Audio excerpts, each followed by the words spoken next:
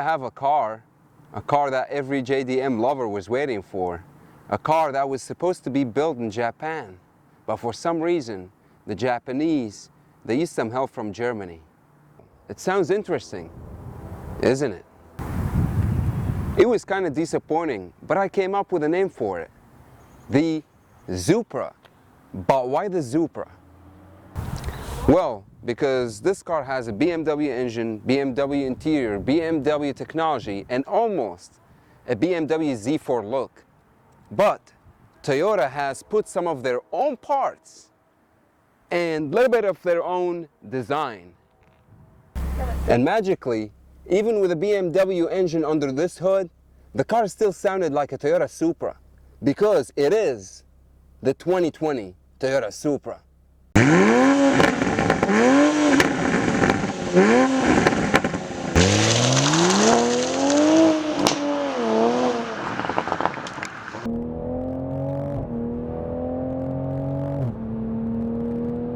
The 2020 Supra feels quick.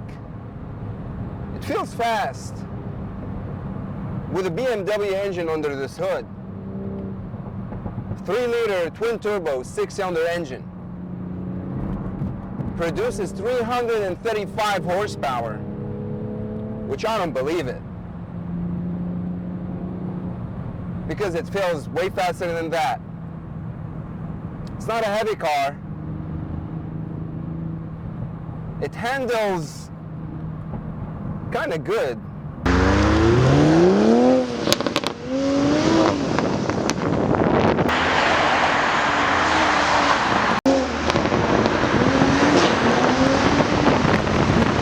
And you know when there's twin turbo under the hood is by punching the throttle and we're flying. It feels very quick, surprisingly fast.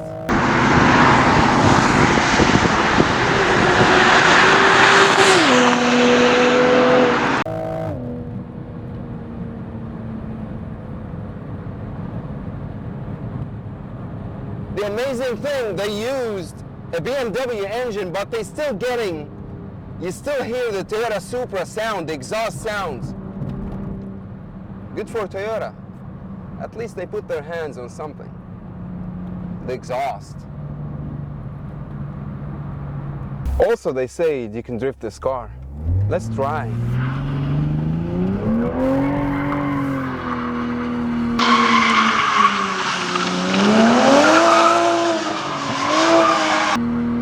Oh yeah. I'm sure it will. And also they say it handles well.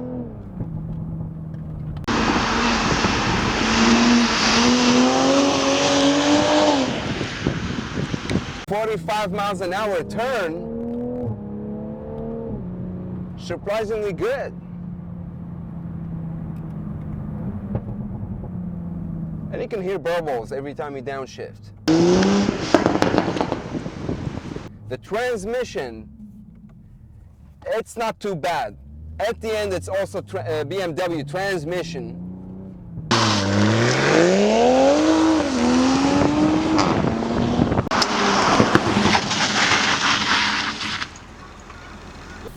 So the interior of the Toyota Supra, it's very poor design. All I see is a regular steering wheel, which that's the downside about this car too. Not only they use the BMW interior, but like holding the steering wheel, it didn't feel beefy, didn't feel grippy on when you're driving, making the turns. It doesn't feel that way.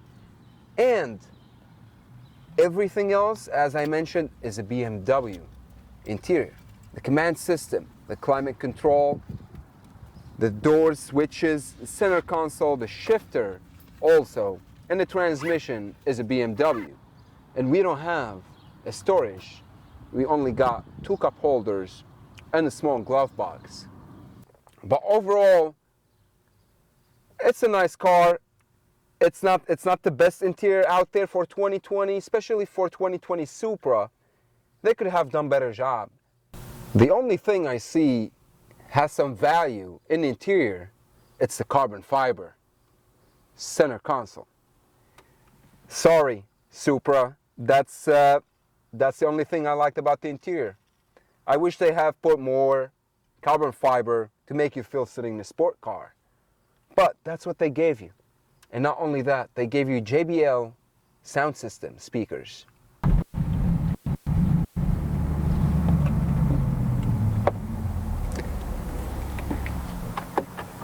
So that's the 2020 Supra. It is an interesting car. It is quick, it's fast. It's not too fast. But for $55,000, I don't think you can go wrong purchasing this car. It has an aggressive look. It looks nice. It's similar to the Z4 design. But is this car the real Supra? The Supra that we know back in the 90s? The Supra that can put a lot of horsepower? The Supra that was so desirable to do any modifications on it, any body styling, any aftermarket work to it? I don't see this on this car. It's not going to be as reliable as the older Toyota Supras, because at the end we talk about German's technology under this hood and in the interior. When I was driving this car, I felt that I'm sitting in a BMW. The command system, the instrument cluster, the center console, the shifter, the switches in the car, the steering wheel, it's all BMW. But again, for $55,000, you can't go wrong with with this car. It is fun to drive. It got corners. It's not the best for track use. It is track car, it is sport car, but it's not the best sport car for the track. It handles fair enough, not the best handling. It's good at straight lines. When the boost kicks, you feel the power. You hear the pull from the turbos. Talking about the design of the car, it's a good looking car. Don't get me wrong, it's a good looking car. They worked on the aerodynamic of the car, the vents for to cool the brakes, the wheels, the coloring, the side skirt, the vents that goes smooth along with the door all the way to the quarter panel. It's not the best looking car out there, but they tried their best. And the back of the car looks nice. The rear diffuser, the aggressive rear diffuser on the car, and especially when I drove the car too, the nice thing about it, that we still hear the supraexhaust sound. I don't know how they did it, but it still sounds like the 90s Toyota Supras. It's not a bad looking car in the back. The taillights, the shape, the design of it, the aerodynamic, the merged wing on the trunk, that's also a nice design. But the car also, it's small. It's not roomy inside. I know it's a sport car, it's two seats, but you got no room. Even the glove box is small. You got the center console. You have no storage room in the center console. So they made this car as track focused as possible when it's not a good or best handling track car on the market. That's the review for the car. This is the Supra, and this is what they came out with in 2020.